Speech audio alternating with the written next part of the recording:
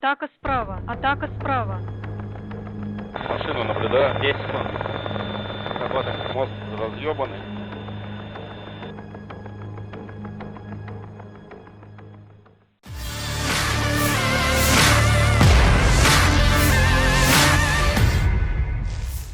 Rekaman penghancuran truk angkatan bersenjata Ukraina oleh rudal pesawat taktis produk 305 ke arah Kherson ramai beredar di media sosial Telegram pada Selasa 1 November 2022.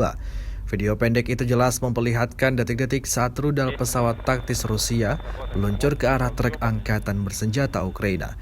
Insiden ini lagi-lagi menambah daftar panjang kerugian yang diperoleh angkatan bersenjata Ukraina.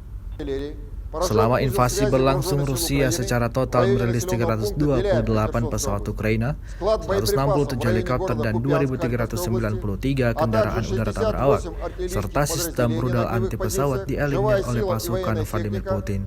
Sementara itu dari kubu Kiev, Kementerian Pertahanan Ukraina melaporkan 620 tentara Rusia dieliminir dalam 24 jam terakhir.